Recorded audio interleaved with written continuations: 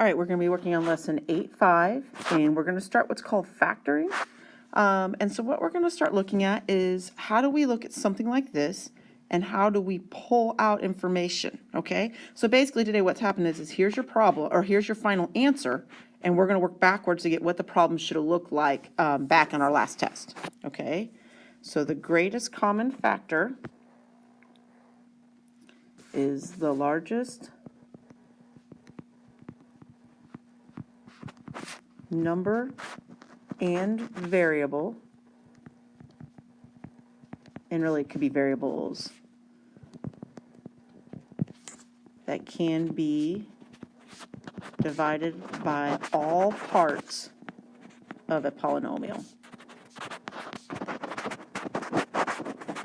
And remember polynomial, binomial, trinomial, stuff like that, okay? All right, and so when we're looking at factoring 2 and 3 parts, for today, step 1 is going to be pull the GCF, the greatest common factor, okay?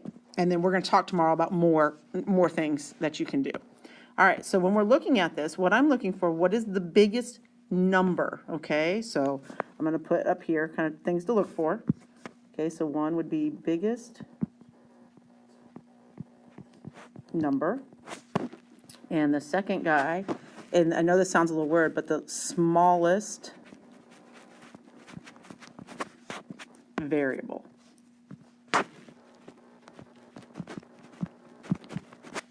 Okay? All right, so with that being said, when we're thinking about this, okay, the biggest number that comes out of 15 and 5, so 15 and 25 would be 5, okay? And so when I divide both these parts by 5, I'm going to end up with a 3 and a 5 left over. Okay, so again, I'm pulling out the biggest number, what can be divisible by both parts. Okay, all right, and now I'm going to look at my variable. Okay, and on my variable here, I have an x and an x squared. So I'm looking for being able to pull it out of both sections, so we're actually looking for the smallest variable.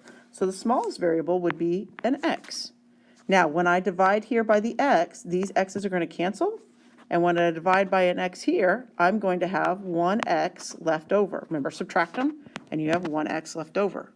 So this is going to be my answer. Okay? All right, let's try the next one. Number 2. All right, so the biggest number that can come out of 12, 24, and 30. I think I'm going to go ahead and start with a 2. Okay, so now I'm looking at my x's. I got an x, and an x squared. Smallest x, and I've got a y squared, and y to the 4th. So I'm going to pull out a y. Okay? All right, so now when I divide, again, if you need to write this, you can put 2xy on the bottom, and you'll get 6. The x and the y cancel. Now I'm going to divide this by 2xy. So plus 24 divided by 2 is 12. The x's cancel, and I have 1y left over. And now I'm going to divide this by 2xy. So 30 divided by 2 is 15. X squared and x, there's 1x left on top when I subtract. Y to the 4th and y to the 3rd. And that's going to be my final answer. Okay, so again, we are undoing distributing in reality. Before, I would have given you this problem, and you would have pushed this guy through and come up with this answer. So now I'm giving you the answer, and you're coming up with what the problem should have looked like. Okay? All right, let's go to the next one, number 3. All right, I think an 8 will probably come out of 16 and 40, so I'm going to start with an 8. X and x, so I've got 1x, z and z squared, so my smallest would be a z. All right, and again, I'm dividing by 16 divided by 8 is 2. The x and the z cancel out, minus 8xz, 40 divided by 8 is 5. That cancels, and I have 1z left over. And that's my solution. Okay, number 4. All right, so biggest number that can come out would definitely be a 2 with 2, 8, and 16. All right, so now I've got a to the 3rd, a, and a squared. So my smallest variable is an a. And now I look at my b's. B squared, b, and b to the 3rd. So I pull out a b. All right, so 2 divided by 2 is 1. I'm pulling out 1a, so I have 2 a's left over. I'm pulling out a b. I have 1b plus 8 divided by 2 is 2. The a and the b both got pulled to the outside. All right, and then on the last one here, 16 divided by 2 is 8. I pulled out 1a, so I have 1a left over. I pulled out 1b, so I have 2 b's left over. Okay, and it's okay. If it's easier for you to go ahead and just divide all the parts by 2ab, then go ahead and do that. Okay, you do not have to show this though right here. You only do that if you need to. Okay, all right, so this right here will be my final answer. All right, number 5.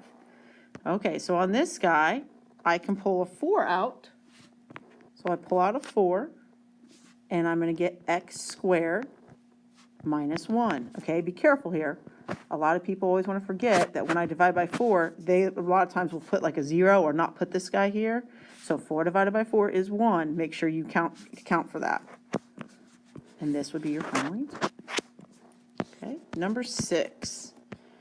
All right, on number 6, we have a bit of an issue here. 13 and 5, nothing in common. X squared, y squared, no variables in common. So there's nothing that can be pulled out. When there's nothing that can be pulled out, we call it prime. Okay, and that means it's not factorable. There's nothing I can do to the problem. It's not factorable. Your final answer, though, will just be prime. Okay. All right, and the last one.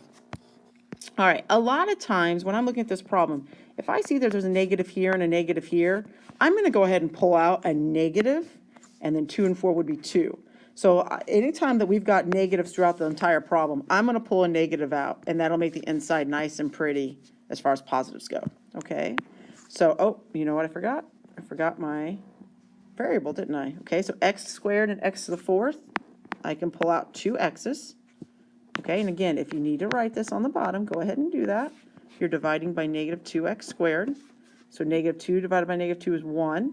X squared divided by x squared cancels. So we have 1 minus, oh, not minus, sorry, a negative by negative will be a positive. Sorry, we pulled the negative out. So how about 1 plus?